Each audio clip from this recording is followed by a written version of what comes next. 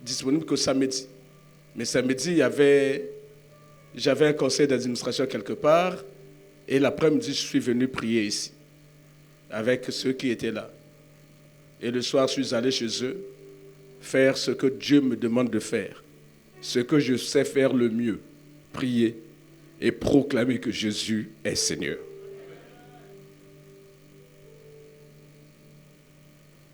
Et Dieu a répondu favorablement.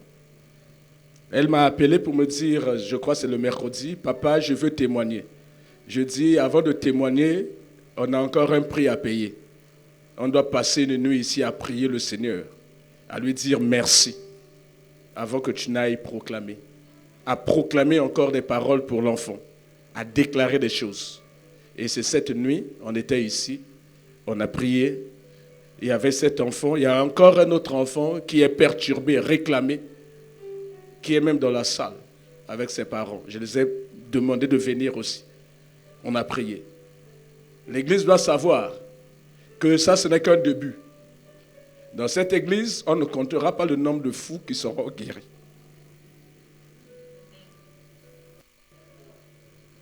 Vous ne m'avez pas entendu.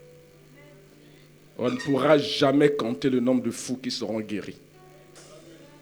Dieu va opérer un ministère de délivrance des fous, mais terrible. Vous êtes en train de me regarder, mais ce n'est pas moi. C'est le Seigneur qui va opérer un ministère. J'ai dit, ce n'est pas Aymar, j'ai dit, Dieu va opérer un ministère de délivrance des fous terrible. Donc, je suis en train de réfléchir avec les autres pour les constructions que nous sommes en train de faire. Il nous faudra préparer des lieux d'accueil. Parce qu'une folie ne touche pas qu'une seule personne. Une dépression nerveuse ne touche pas qu'une seule personne.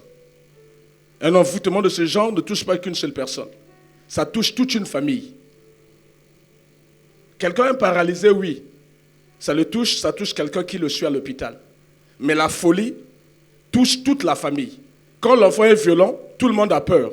Tout le monde ne veut pas dormir.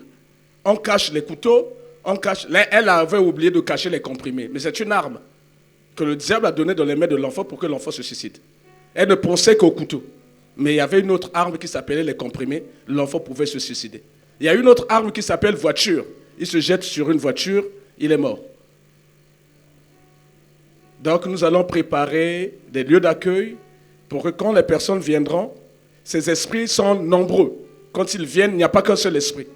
Il faut voir le cas du fou de Gadara. Il avait dit qu'ils sont une légion. Une légion romaine, c'est 6500 bonhommes au moins. Donc ils sont une légion. Donc c'est une légion. Plus de 6000 personnes qui rentrent dans un seul corps. Plus de 6000 esprits qui rentrent dans un seul corps. Donc quand vous allez prier, ça prend du temps. Ça prend du temps. Mais ça prend du temps pour nous les humains. Et pas pour Dieu. Rien n'est impossible à Dieu. Et tout est possible à celui qui croit. Donc nous allons faire, et le Seigneur m'a mis à cœur, on va créer un groupe de délivrance des gens à qui je vais enseigner le ministère de la délivrance des fous, des dépressifs. Et Dieu va les restaurer dans ce ministère. Et j'en ai la pleine conviction, parce que mon Dieu à moi ne ment pas. Et ne se rend pas. Amen. Donc nous allons tenir compte de cela avec nos bien-aimés architectes et ingénieurs pour qu'il y ait des endroits, des lieux, une chambre, un salon ou des studios, douche, toilette, où on met des commodités, on met le nécessaire pour que quand une famille vient, on met une cuisine collective où les gens peuvent venir en famille. Si c'est un mois, si c'est une semaine, ils sont là internés et on prie. Parce que ces esprits, voici l'image, voici l'image. Vous voyez, un endroit qui est infesté de moustiques ou d'insectes, hein, les moucherons, les moustiques, quand tu es dans cet endroit-là, ils n'ont peur que d'une chose, une source de chaleur. Ces insectes, ces moustiques n'ont peur que d'une source de chaleur. Dès que tu es là, même si les nguingui, les moustiques, les mouches, les moucherons étaient sur toi, si tu t'approches, plus tu t'approches d'une source de chaleur, plus, même sans que tu leur aies demandé, chacun commence à quitter. Or, notre source de prière, c'est Notre source de chaleur, c'est la prière. Dieu fait de ses serviteurs des flammes de feu. Mais tu deviens flamme de feu quand tu es dans la présence de Dieu qui est un feu dévorant. Donc plus on est dans la présence de Dieu, on appelle le feu dévorant. Nous-mêmes, nous sommes transformés en flamme de feu. Cet enfant qui est possédé, les démons commencent à sortir. Heureux celui qui a des yeux pour voir les démons sortir, sortir, sortir. Ça peut prendre du temps. Plus il y a des démons, plus ça demande du temps. Plus ça demande des relais, des équipes. 3 fois 8, 3 fois 12, 3 fois... Donc on peut même faire des équipes. On peut les gens qui prient 2 heures. Mais si c'est 2 heures, donc il faut trouver 12 équipes de personnes qui se relaient. Mais comme c'est une maladie mentale, on ne peut pas être 2 personnes. Le minimum, c'est 3 personnes. Parce que l'enfant peut être violent. Donc vous avez là 3 personnes, mais pour une équipe de 12. 12 équipes qui doivent se relayer. Parce que s'ils font 1 heure de prière, on a couvert 12 heures. Mais s'ils font 2 heures de prière, vous avez coupé, il y a des choses pour que l'enfant se le restaure. Voilà. Donc ça demande beaucoup de temps, beaucoup d'énergie, beaucoup de ressources humaines. Amen. Ne vous inquiétez pas, le Seigneur a commencé à nous envoyer des gens. Tu penses que c'est quelqu'un, mais c'est toi. Hein? Je vois les gens regarder encore derrière là. Non, toi tu regardes, c'est comme si quelqu'un d'autre va. C'est toi qui vas faire ce job. Amen.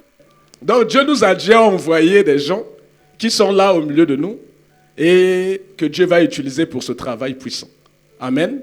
Et son nom sera glorifié, son nom sera béni, son nom sera exalté. Amen. Moi je dis les choses comme un fou parce que l'évangile est une folie pour les non-chrétiens. Ils nous prennent pour des fous. Amen. Éternel Dieu Tout-Puissant, je me réjouis que ce soit pour Consola, que ce soit pour l'autre enfant, je me réjouis du travail que tu as déjà fait. C'est une question de temps, mais toi tu as déjà délivré. Merci de tout mon cœur et que toute la gloire te revienne au nom puissant de Jésus. Amen.